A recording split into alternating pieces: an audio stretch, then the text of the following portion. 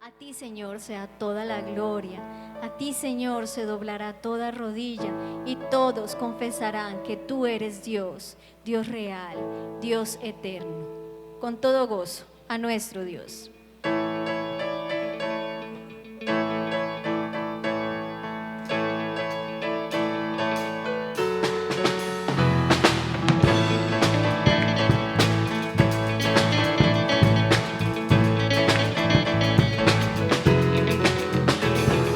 Bendición y gloria, poder y honra, al anciano de días será. Toda nación y la creación, al anciano de días se postrará. Bendición y gloria, poder y honra, al anciano de días será. Toda nación y la creación, al anciano de días se postrará. Toda lengua confesará, declarará tu gloria, toda rodilla se doblará, adorando tu nombre exaltado será, y tu reino anciano de día no pasará. Bendición y gloria, poder y honra, al anciano de días será. Toda nación y la creación, al anciano de días se postrará. Toda lengua confesará, declarará tu gloria, toda rodilla se doblará, adorando tu nombre exaltado será, y tu reino anciano de día no pasará.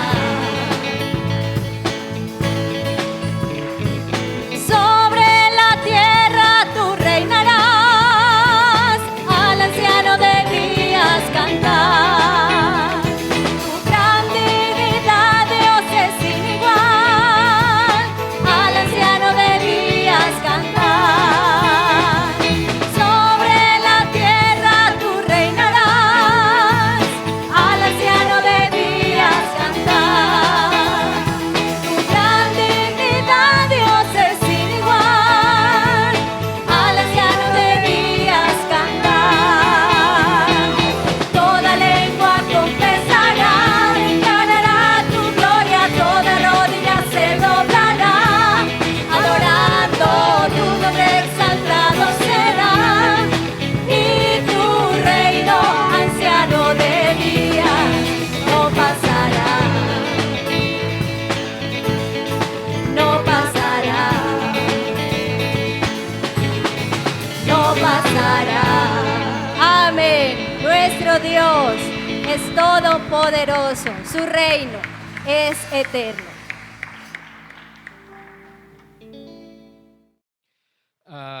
Voy a pedirles por favor esta mañana acompañen en el Evangelio de Mateo en el capítulo 5, versículos 13 hasta el 16. Abra su Biblia allí por favor, Mateo 5, 13 hasta el 16.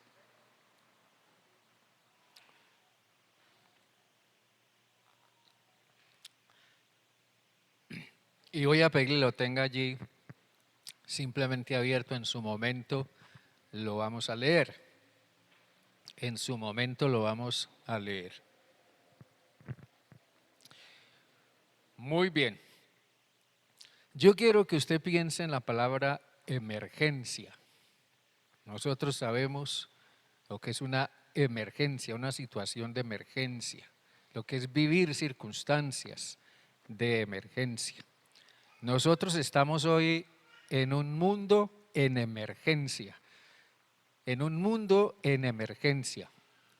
emergencia social, en emergencia moral, en emergencia religiosa, en emergencia política, en emergencia financiera. Estamos en un mundo en emergencia. Y en una situación así, es muy importante que la iglesia piense cuál es su lugar, su papel, aunque en alguna manera esa emergencia nos alcance a nosotros también, pensar como iglesia cuál es nuestro papel en una situación de esas. El Sermón del Monte, que es el texto o donde está el texto que vamos a considerar esta mañana, el Sermón del Monte es lo que yo llamaría el manual formativo de Jesús para la vida cristiana. Yo lo llamaría así, manual formativo de Jesús para la vida cristiana. Y es un manual formativo por excelencia. Si usted estudia el Nuevo Testamento, usted se dará cuenta que todas las epístolas están fundadas o tienen sus raíces en el Sermón del Monte.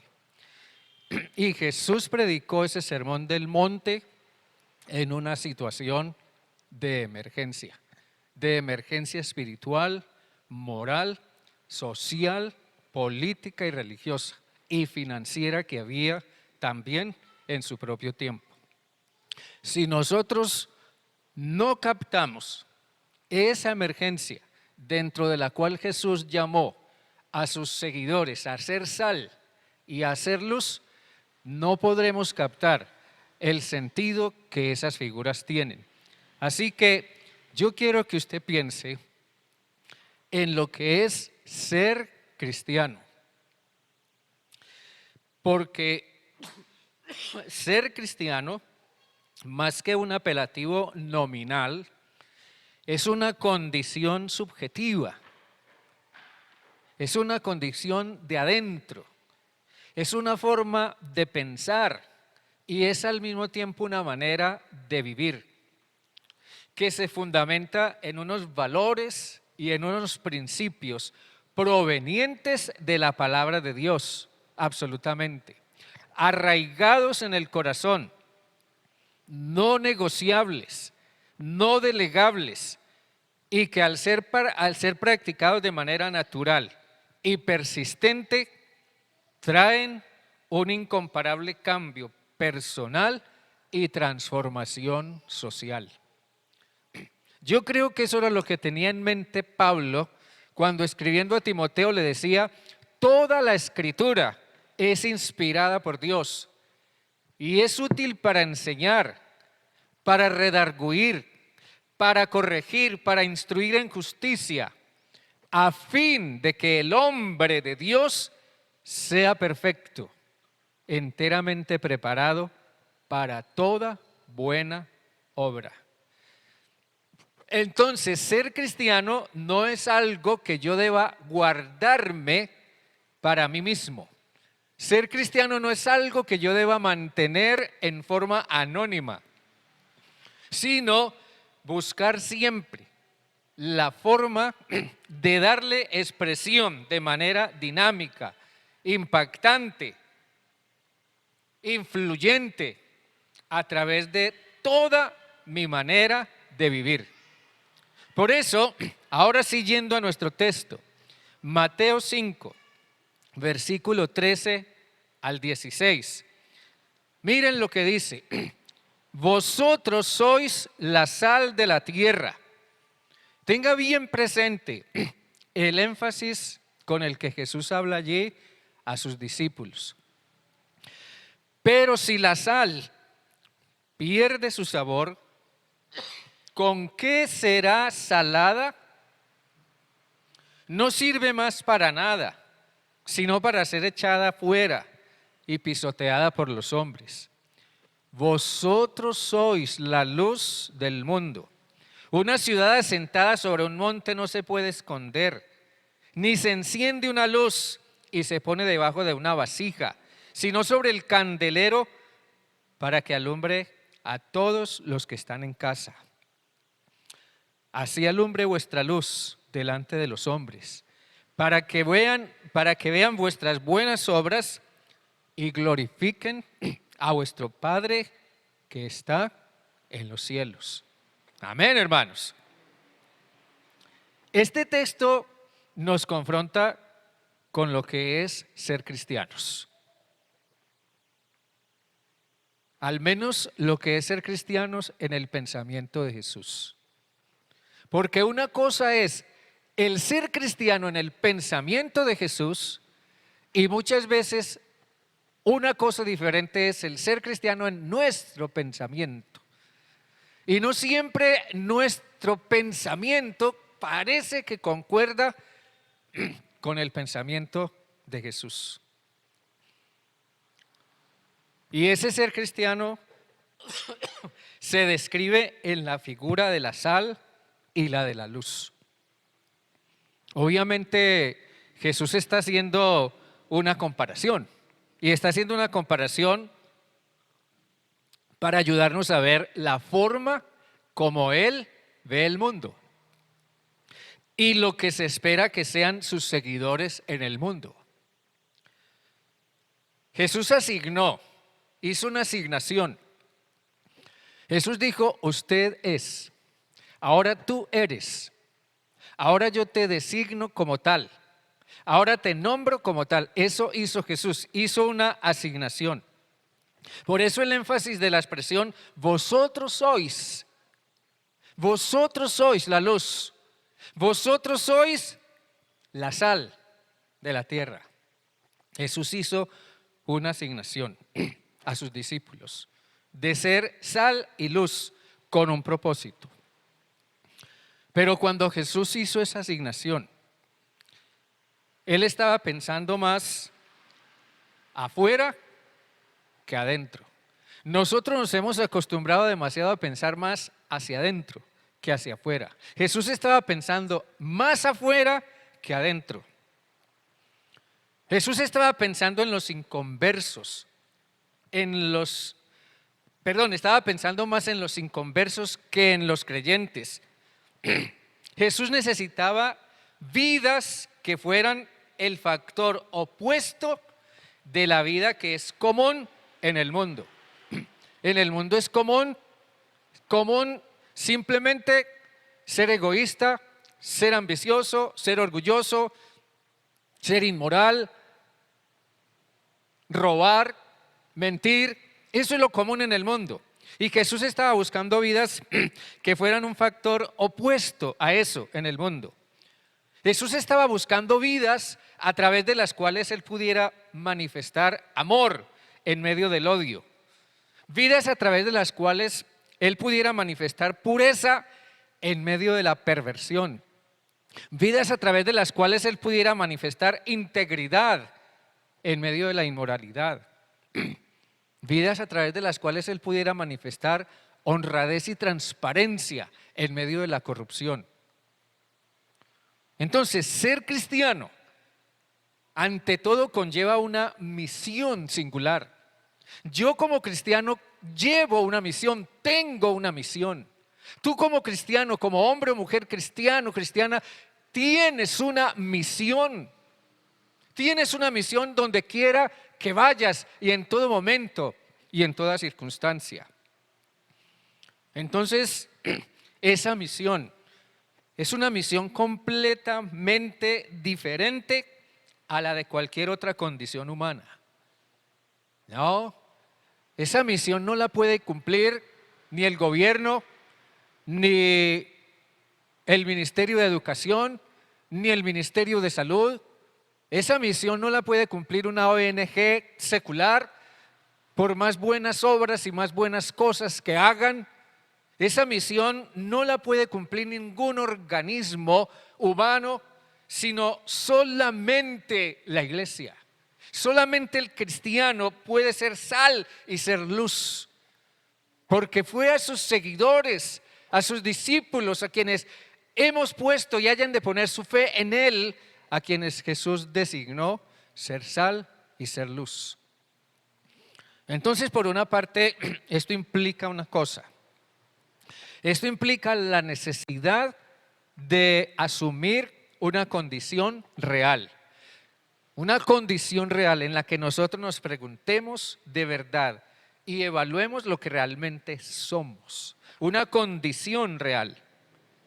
Cuando nosotros compramos un bombillo, por ejemplo, o una lámpara, generalmente nos lo venden no sin antes probarlo ante nuestros ojos. Generalmente pasa eso. El señor de la tienda o del supermercado saca el bombillo de la cajita, trae por allá un aparatico con un lugar para poner el bombillo y lo pone y nos muestra, mire, prende, está bien, está de buena calidad, está en óptimas condiciones. Pero a nosotros lo que más nos importa del bombillo es que alumbre. Y por eso es que vamos a pagar, porque el bombillo alumbra, enciende, funciona.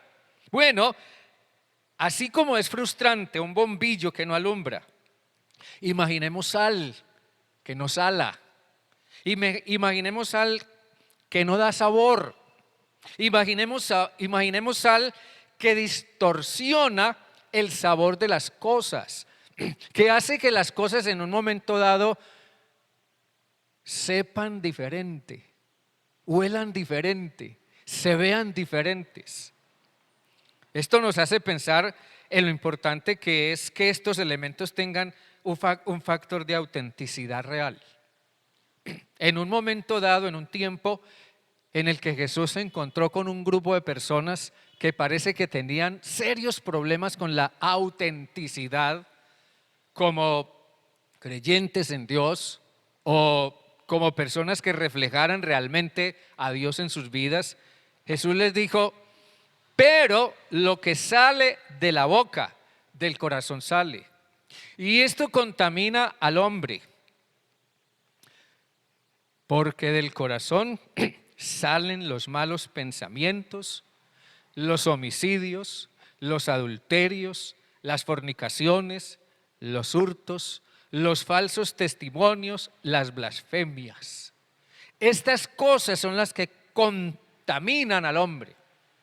Estas cosas son las que contaminan la sociedad y estas cosas son las que contaminan la iglesia.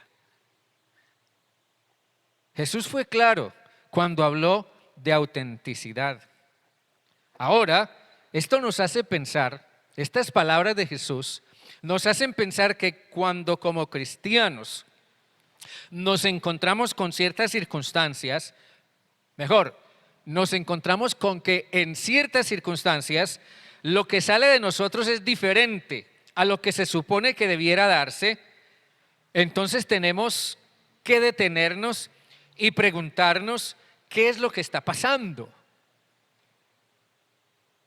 Cuando una sociedad que dice ser cristiana produce algo diferente a lo que se supone que debiera darse, a lo que debe producir el cristianismo, es para cuestionarse profundamente, porque eso significa que la sal se está desvaneciendo, la sal está perdiendo su calidad y su condición preservativa. Entonces, en segundo lugar, esto nos hace pensar que como cristianos tenemos el reto de preservar los valores. Como cristianos tenemos el reto de preservar los valores. Ya que sí tenemos en cuanto a eso, en el día de hoy, un reto inmensamente grande. Aquí tenemos que tener presente, a la luz de lo que Jesús dice en el versículo 13, cuando habla de la sal, dice, vosotros sois la sal de la tierra. Tenemos que tener presente que Jesús está hablando de la sal, de cierto tipo de sal, pero esa sal en relación con un horno de tierra. Por eso la traducción en lenguaje actual dice, ustedes son como la sal que se pone en el horno de barro para aumentar su calor. Si la sal pierde esa capacidad, ya no sirve para nada, sino para que la tiren a la calle y la gente la pisotee. En los tiempos de Jesús, la gente asaba el pan en hornos de tierra. Entre otras cosas, la explicación sería larga, pero a esos hornos de tierra, la gente comúnmente los llamaba la tierra. Y es la palabra que utiliza el Nuevo Testamento para referirse a esos hornos. Allí se asaba el pan en esos hornos. Y probablemente toda familia tenía uno en su casa. La sal probablemente era sal marina, que era un tipo de sal gruesa, sin procesamiento o refinamiento para el consumo humano, pero se utilizaba en los hornos. Y como combustible, generalmente para el fuego, se usaba estiércol de camello. Y ese estiércol se colocaba en la base inferior del horno y encima se ponía algún tipo de losa que permitiera que algo produjera calor, se calentara con el fuego debajo, se ponía una losa encima y encima de la losa se ponía una gruesa capa de sal y las paredes del horno se revestían de sal.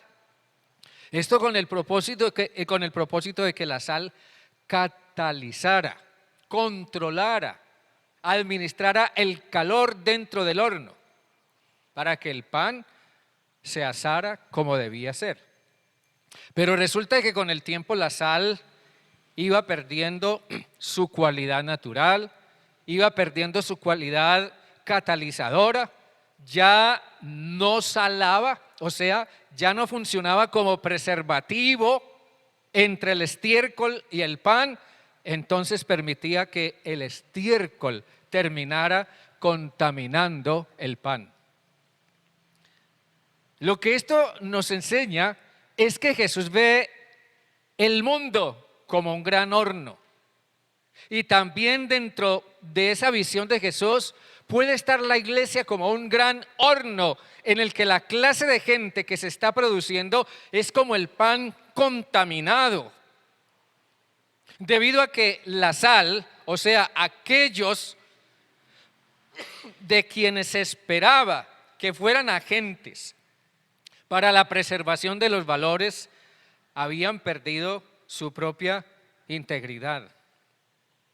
No podía esperarse que los señores escribas y fariseos y otros parecidos a ellos pudieran funcionar como sal, porque ellos hacía rato habían perdido su condición y su autoridad espiritual y moral y estaban enseñando mal y equivocadamente a la gente. Y lo que se estaba produciendo en aquella sociedad era el resultado de las enseñanzas y el ejemplo de ellos.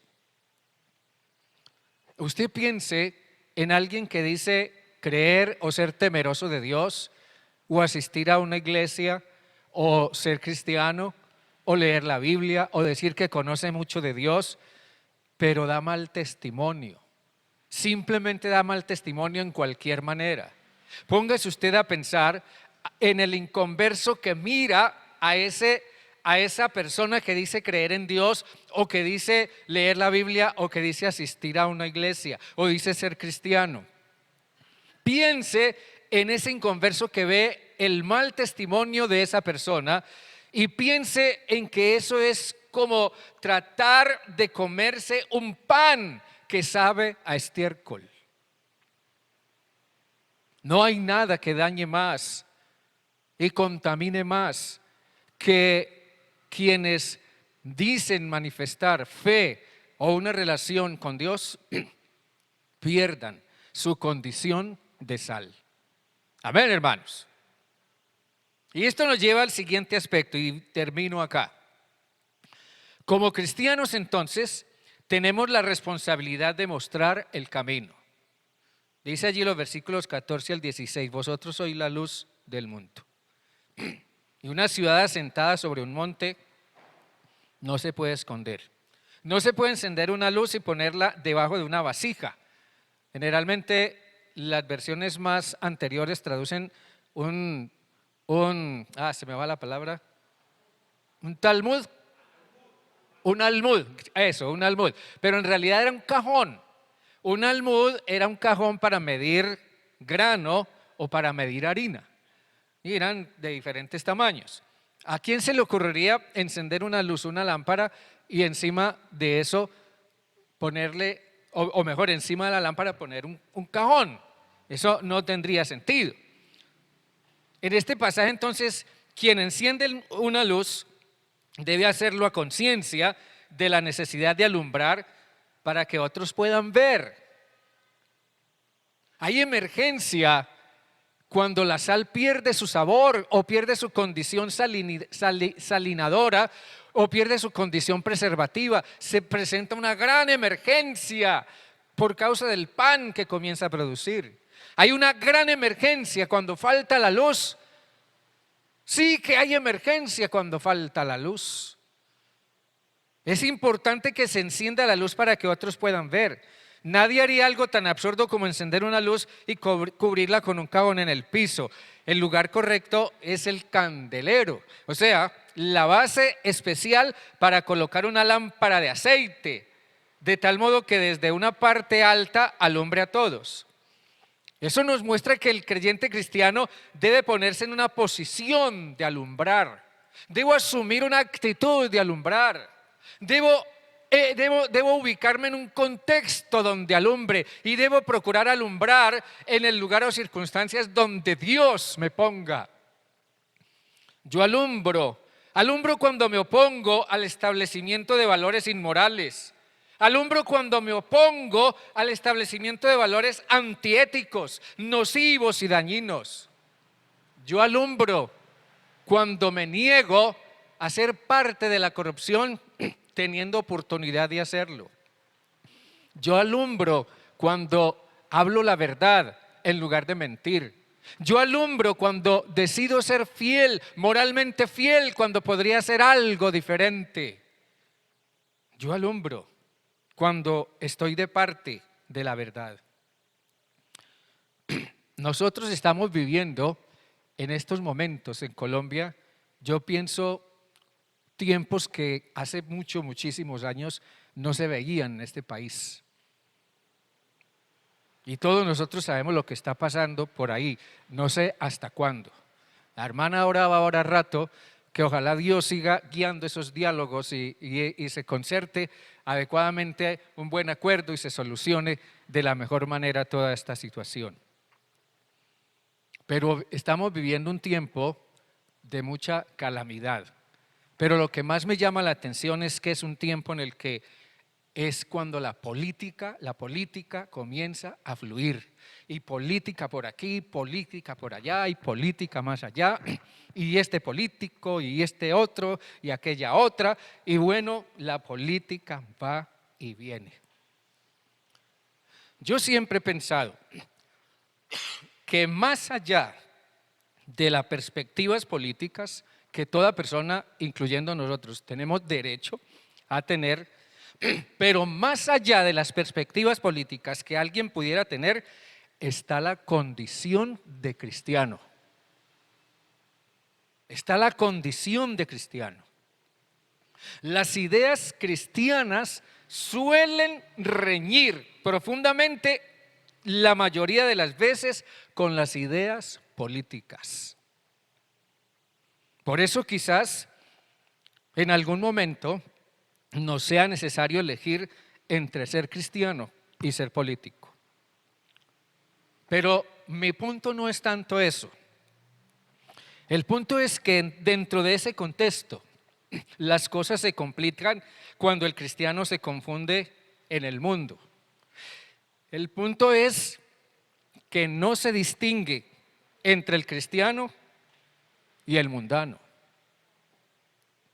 Cuando yo veo creyentes cristianos que están de acuerdo con los bloqueamientos, que están de acuerdo con el aborto, y esto lo digo con conocimiento de causa, cuando yo veo iglesias aquí y allá que están de acuerdo con los matrimonios homosexuales, y todo este tipo de cosas. Entonces yo me pregunto, por Dios, ¿dónde está el cristiano? ¿Y dónde está el mundano? ¿O sí hay cristianos de verdad allí?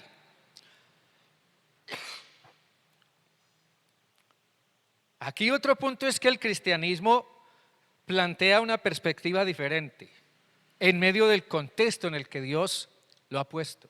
Plantea una perspectiva diferente y es la perspectiva de la justicia. El creyente cristiano tiene que ser una persona ecuánime para que sea justa. El creyente cristiano tiene que ser una persona centrada para que pueda pensar y actuar con justicia. Y esto tiene que ver, cuando hablo de justicia, en el sentido en el que la Biblia habla de justicia en muchos contextos. Esto tiene que ver con el trato que debo dar a toda persona, más allá de su posición social, política, racial o religiosa. Como luz, el cristiano debe mostrar una perspectiva diferente. Por ejemplo, para los activistas LGTB, todo el mundo debiera volverse homosexual o transexual simplemente para evitarle problemas a los que se declaran gays. Y esto no es justo. Los señores de las FARC y otros movimientos armados debieran estar en la cárcel y no en el Congreso de la República, porque esto no es justo. Los bloqueos, el vandalismo y el pillaje y el incendiar y quemar y atropellar, eso no es parte de la protesta, eso es conducta criminal, eso no es justo. Nadie tiene derecho a asesinar un bebé en el vientre de su madre simplemente porque alguien no lo quiere. Eso no es justo. Nadie tiene por qué ser tratado violentamente por causa de una protesta justa y pacífica. Eso no es justo. Ningún joven, ningún niño tiene por qué ser violentado o abusado sexualmente por un clérigo en quien él ha puesto su confianza. Eso no es justo. La iglesia tiene que levantar su voz en aras de lo que es justo. Pablo le decía a Timoteo: tú en cambio, hombre de Dios, huye de todo esto y esmérate en seguir la justicia, la piedad, la fe, el amor, la constancia y la humildad. Lo que Pablo está diciendo a Timoteo es que lo que funciona realmente es la justicia. Necesitamos más hombres y mujeres justos. Necesitamos hombres en la política, hombres y mujeres en la política que sean justos. Necesitamos mandatarios nacionales o departamentales o municipales, qué sé yo, que sean justos. ¿Por qué muchos países están como están? Porque no hay mandatarios justos. Porque los mandatarios simplemente asumen el poder para beneficiar a los de su partido y menospreciar a los otros. Entonces los menospreciados se levantarán en su momento para crear el caos. ¿Por qué? Porque no hay justicia. Y Pablo estaba de acuerdo con lo que decía Isaías. El efecto de la justicia será la paz. ¿Cuántos dicen amén? El efecto de la justicia será la paz, y la labor de la justicia, reposo y seguridad para siempre. Y mi pueblo habitará en morada de paz, en habitaciones seguras y en lugares de reposo. Y yo sí que digo amén a esto. Amén. El efecto de la justicia será la paz. Es lo que Dios propone y es lo que Dios le ha asignado a su iglesia como sal y luz, simplemente ser una obrera de la justicia. Nosotros debemos procurar levantar nuestra voz contra todo lo que es injusto, a partir de lo que es justicia en el pensamiento de Jesús. Dios les bendiga, mis hermanos. Dios les bendiga grandemente. Estemos de pie, por favor. Dios bueno, esta mañana yo te alabo. Gracias te damos, Padre, por este tiempo precioso de esta mañana. Nuestro tiempo de oración, de intercesión, de alabanza. Gracias por el grupo de alabanza.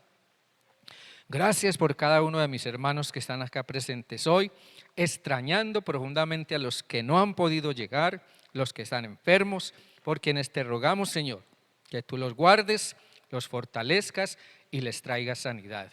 Ayúdanos, Señor, a meditar en esta palabra, a recordar que somos sal y que somos luz, que somos llamados a preservar los valores y que somos llamados como luz a mostrar el camino. Señor Dios, nuestra iglesia tiene como tal esa misión. Haz de cada uno de nosotros y de cada creyente cristiano en Bucaramanga y en todo Colombia y en el mundo, haz de cada hombre y mujer, joven o niño que te siguen, haz de ellos sal y haz de ellos luz en medio del caos en el que estamos en este mundo. Las fuerzas del mal se levantan y seguirán levantándose. Las fuerzas de la oscuridad se levantan y seguirán levantándose. Pero la iglesia, Señor, está investida de autoridad, de poder, está investida de sabiduría para hacer sal y para hacer luz. Yo te ruego que levantes en el mundo hoy y aquí en esta ciudad de Bucaramanga y en Colombia, levanta una iglesia con autoridad profética, con autoridad apostólica, con voz, con la voz, Señor, de tu palabra, con esa voz profética de tu palabra, para anunciar, para decir, para mostrar lo que es justo, lo que verdaderamente es honorable, lo que verdaderamente es digno de mantener y oponerse a todo lo que sea perverso. Señor, sí que tenemos una misión y un reto grande en medio de todo esto, pero Padre, que donde quiera que vayamos, donde quiera que estemos, en nuestro hogar, en nuestro trabajo, en nuestro estudio, donde quiera que sea que vayamos, con quien quiera que sea que nos relacionemos,